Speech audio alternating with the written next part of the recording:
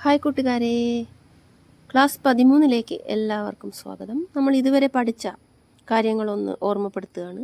സ്വരാക്ഷരങ്ങൾ അ, ആ, ഇ, ഈ, ഉ, ഊ, കൃ, എ, എ, ഐ. ഇത്രയും സ്വരാക്ഷരങ്ങളാണ് നമ്മൾ പഠിച്ചത്. ഇന്ന് പഠിക്കാൻ പോകുന്നത് ഓ, ഓ, ഔ. അതിൻ്റെ ചിഹ്നങ്ങൾ ചേർത്തുകൊണ്ട് നമ്മൾ പഠിക്കാൻ പോകുന്ന വ്യഞ്ജനാക്ഷരങ്ങൾ യ, ര, ല, വ, ശ എന്നീ 5 അക്ഷരങ്ങളാണ്. യ, ര, ല, വ, ഷയുടെ കൂടെ ഓ, ഓ, ഔ എന്നീ സ്വരാക്ഷരങ്ങളുടെ ചിഹ്നങ്ങൾ ചേർത്താണ് നമ്മൾ ഇന്നത്തെ ക്ലാസ് ആരംഭിക്കുന്നത്. നമ്മൾ സ്വരാക്ഷരങ്ങളുടെ, അതായത് 15 സ്വരാക്ഷരങ്ങളുണ്ട്, 15 സ്വരാക്ഷരങ്ങളുടെ ചിഹ്നങ്ങൾ നമ്മൾ പഠിച്ചു കഴിഞ്ഞു. 14 ചിഹ്നങ്ങളും പഠിച്ചു കഴിഞ്ഞു. ഒന്നാമത്തെ സ്വരാക്ഷരം ആയിക്ക് ചിഹ്നമില്ല. അപ്പോൾ ബാക്കി 15-ലെ 14 സ്വരാക്ഷരങ്ങളുടെയും ചിഹ്നങ്ങൾ പഠിച്ചു കഴിഞ്ഞു. അത് ഏതൊക്കെയാണ്? ദീർഘം, വള്ളി, കെട്ടുവള്ളി, ഒറ്റക്കുനുപ്പ്, ഇരട്ടക്കുനുപ്പ്, ഋകാരം, ഒറ്റപ്പുള്ളി, ഇരട്ടപ്പുള്ളി, രണ്ടൊറ്റപ്പുള്ളി, ഒറ്റപ്പുള്ളി, ദീർഘം, ഇരട്ടപ്പുള്ളി, ദീർഘം, ഔകാരം, അനുസ്വാരം, വിസർഗം. അതിൻ്റെ കൂടെ തന്നെ മീത്തൽ എന്ന ചന്ദ്രക്കല കൂടി ചിഹ്നമായിട്ട് നമ്മൾ പഠിച്ചു കഴിഞ്ഞു. വ്യഞ്ജനാക്ഷരങ്ങൾ 36 എണ്ണമുണ്ട്. അതിൽ നമ്മളിപ്പം 25 എണ്ണം പഠിച്ചു കഴിഞ്ഞിട്ടുണ്ട്. ഇന്ന് 26, 27, 28, 29, 30-ലെത്തിക്കാനാണ് പോകുന്നത്. അപ്പം നമ്മൾ പഠിച്ച 25 വ്യഞ്ജനാക്ഷരങ്ങൾ ഏതൊക്കെയായിരുന്നു? കവർഗം, ചവർഗം, ഡവർഗം, തവർഗം, പവർഗം. കാ കുടുംബം, ചാ കുടുംബം, ഡാ കുടുംബം, താ കുടുംബം, പാ കുടുംബം. ഇനി ഇതെങ്ങനെയാണ് നമ്മൾ വായിച്ചത്? ക, ഖ, ഗ, ഘ, ങ, ച, ഛ, ജ, ഛ, ഞ, ഡ, ഠ, ഡ, ധ, ന, ത, ഥ, ദ, ധ, ന, പ, ഭ, ബ, ഭ, മ. ഇങ്ങനെയാണ് നമ്മൾ വായിച്ച് പഠിച്ചത് അല്ലേ? അപ്പോൾ കവർഗത്തിലെ 5 അക്ഷരങ്ങളും പഠിച്ചു.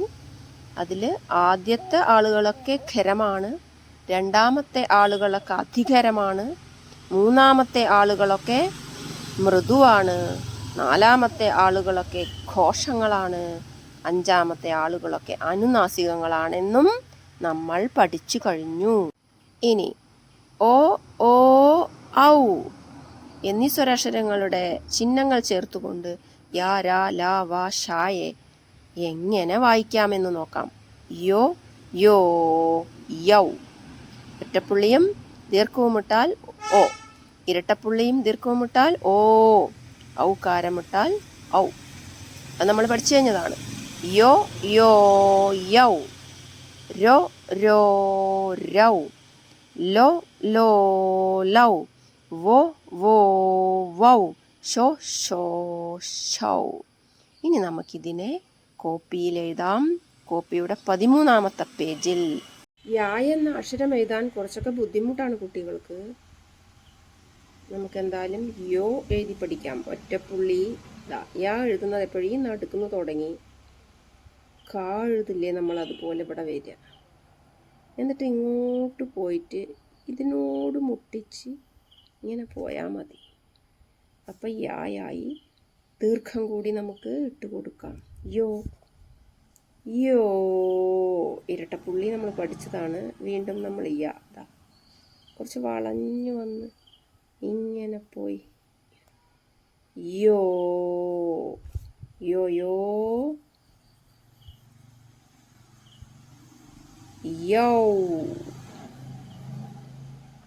യൗ, യോ, യോ, യൗ. അടുത്തത്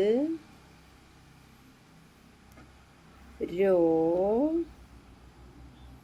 ര എന്ന അക്ഷരം. രോ, രോ.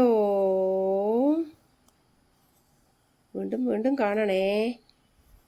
രൗ, രോ, രോ, രൗ.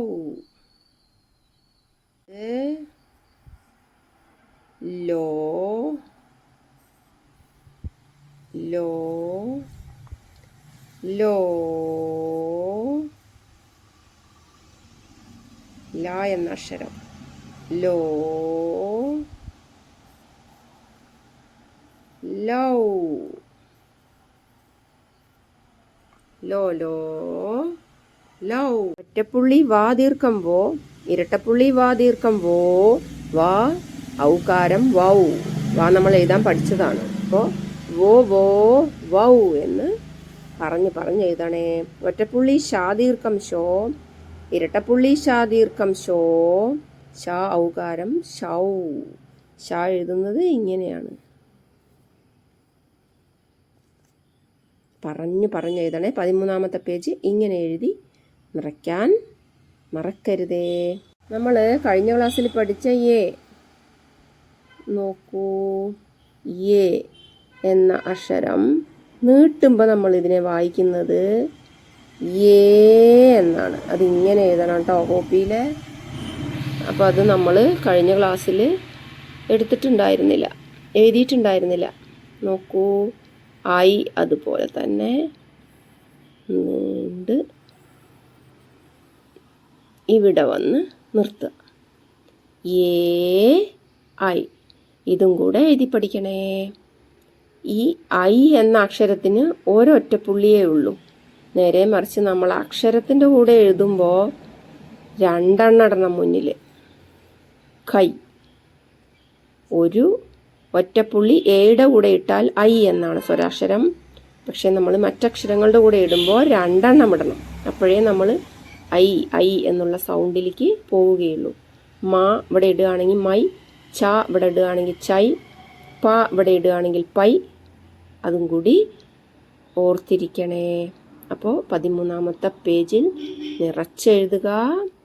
യോ യോ യൗ, രോ രോ രൗ, ലോ ലോ ലൗ, വോ വോ വൗ, ഷോ ഷോ ഷൗ.